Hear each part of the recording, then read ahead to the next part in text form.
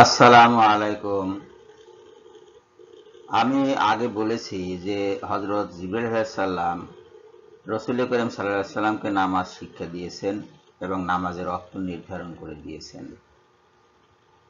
আজকে সেই বিষয়ের উপরে এই ভিডিও, অতি সংক্ষিপ্ত ভিডিও।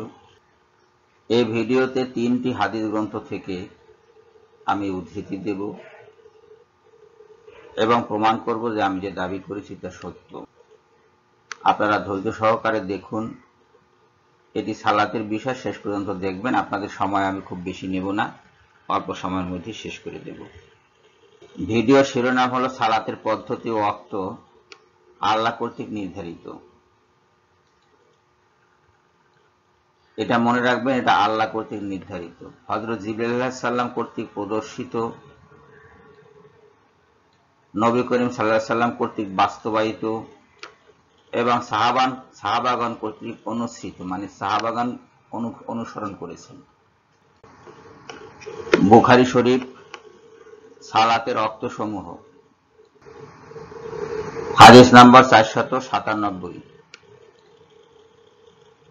এখানে ইবনে শিহাব রহমাতুল্লাহ কর্তৃক বর্ণিত উমর ইবনুল আব্দুল আজিজ রহমাতুল্লাহ আলাইহি কোনো একদিন সালাতে বিলম্ব করলেন। তখন উরওয়া ইবনে জুবাইর রাদিয়াল্লাহু তাআলা আনহু, এইটা হাদিসটি হলো জুবাইর রাদিয়াল্লাহু তাআলা আনহু কর্তৃক বর্ণিত, তার কাছে গেলেন এবং তার কাছে বর্ণনা করলেন যে ইরাকে অবস্থানকালে মুগিরা ইবনে শুবা রাদিয়াল্লাহু তাআলা আনহু, খুবই বিখ্যাত সাহাবী,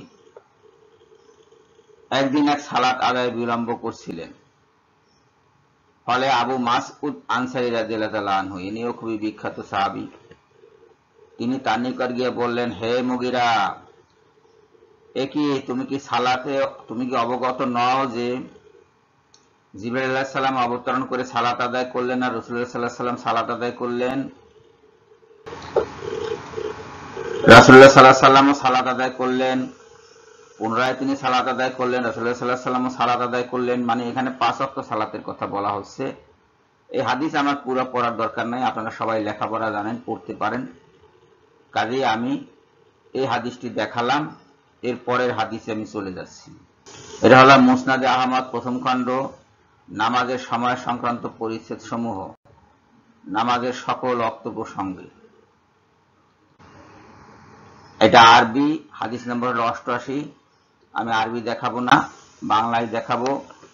88 নম্বর হাদিস, ইবনে আব্বাস রাদিয়াল্লাহু তাআলা আনহু কর্তৃক বর্ণিত, রাসূলুল্লাহ সাল্লাল্লাহু আলাইহি ওয়াসাল্লাম বলেন, জিবরাইল আলাইহিস সালাম আমার ইমামতি করেন বাইতুল্লাহর পাশে। অপর বর্ণনা আছে দুবার বাইতুল্লাহর পাশে। তিনি সূর্য অল্প পরিমাণ পশ্চিম দিকে ঢলে গেলে আমাকে নিয়ে যোহরের নামাজ পড়েন। এই যে এখানে নামাজের সমস্ত বর্ণনা আছে, কখন কোন নামাজ পড়বে তার বর্ণনা আছে। এই যে শেষে এসে তিনি ফজরের নামাজে দেখেছেন, সব কয় ওয়াক্ত নামাজ এখানে পড়িয়েছেন তিনি। তারপর তিনি বললেন, হে মুহাম্মদ, এ হলো তোমার পূর্বের নবীদের সময়। অপর বর্ণনা আছে, এ হলো তোমার ও তোমার পূর্বের নবীদের নামাজের সময়।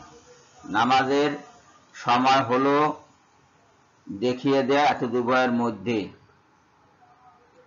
বাইহাকি, ইবনে হিব্বান, ইবনে খোজাইমা, আব্দুর রাজ্জাক ও তিরমিজি কর্তৃক এই হাদিসটি বর্ণিত আছে।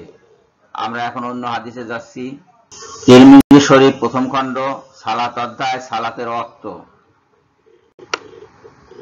149 নম্বর হাদিস, ইবনে আব্বাস রাদিয়াল্লাহু তাআলা আনহু কর্তৃক বর্ণিত, নবী করিম সাল্লাল্লাহু আলাইহি ওয়াসাল্লাম বলেন, জিবরাইল আলাইহিস সালাম বাইতুল্লাহর কাছে 2 দিন আমার ইমামতি করেছেন।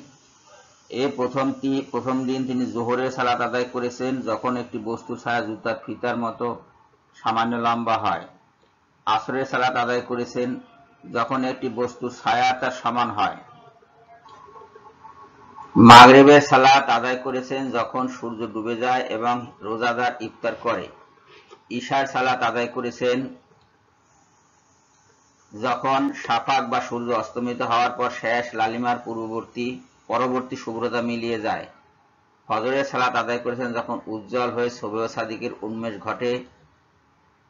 এবং রোজাদারদের খাদ্য গ্রহণ হারাম হয়ে যায়।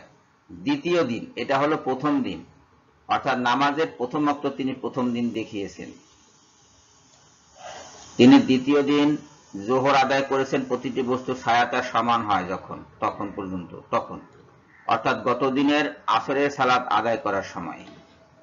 আসরের সালাত আদায় করেছেন যখন প্রতিটি বস্তুর ছায়া তার দ্বিগুণ হয়। মাগরিবের সালাত আদায় করেছেন প্রথম দিনের সময়েই। ঈশার সালাত আদায় করেছেন যখন রাত্রি 3 ভাগের 1 ভাগ অতিক্রান্ত হলো। এরপর ফজর আদায় করেছেন যখন ভালোভাবে পৃথিবী ফর্সা হয়ে গেল। তারপর জিবরাইল আলাইহিস সালাম আমার দিকে ফিরলেন, বললেন, হে মুহাম্মদ, এ হলো আপনার পূর্ববর্তী নবীগণের সালাতের রক্ত। এই দুয়ের মাঝের রক্তই হলো সালাতের রক্ত, অর্থাৎ প্রথম দিন পড়েছেন সালাতের রক্ত শুরুর সময়, আর দ্বিতীয় দিন পড়েছেন সালাতের রক্ত শেষ হওয়ার সময়। এই দুই সময়ের মধ্যবর্তী সময়টা হলো সালাতের রক্ত। আর এখানে এইটা স্পষ্ট যে সালাত কিভাবে আদায় করতে হবে সেটা জিবরাইল আলাইহিস সালাম নবী করিম সাল্লাল্লাহু আলাইহি সাল্লামকে শিখিয়ে গেছেন, সেভাবেই নবী করিম সাল্লাল্লাহু আলাইহি সাল্লাম নামাজ পড়েছেন। এ ব্যাপারে আরো হাদিস আছে, আরো বর্ণনাকারী আছে।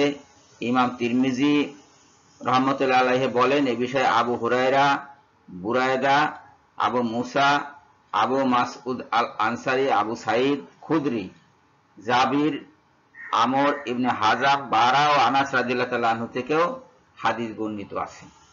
কাজী এটি কোনো বিচ্ছিন্ন হাদিস নয়, বহু সাহাবী এই হাদিস বর্ণনা করেছেন এবং এই হাদিস বহু হাদিস গ্রন্থে লিপিবদ্ধ হয়েছে। এটা অত্যন্ত মশহুর হাদিস এবং অধিকাংশ আলেমই এই হাদিস জানেন। আপনাদের জ্ঞাতার্থে আমি এই হাদিস জানালাম যে রাসূল সাল্লাল্লাহু আলাইহি সাল্লামকে জিবরাইল আলাইহিস সালাম নামাজ শিক্ষা দিয়েছেন, নামাজের ওয়াক্ত দেখিয়ে দিয়েছেন এবং রাসূলুল্লাহ সাল্লাল্লাহু আলাইহি সাল্লাম তার সাথে সাথে নামাজ পড়ে সেটা শিখে নিয়েছেন। তারপর তিনি সাহাবীদের নামাজ পড়িয়েছেন এবং সাহাবীগণ তাবেঈগণের সামনে নামাজ পড়েছেন এবং তাদেরকে নামাজ পড়িয়েছেন। তাবেঈগণ তাবেঈগণকে নামাজ পড়িয়েছেন এবং তাদেরকে নামাজ শিখিয়েছেন।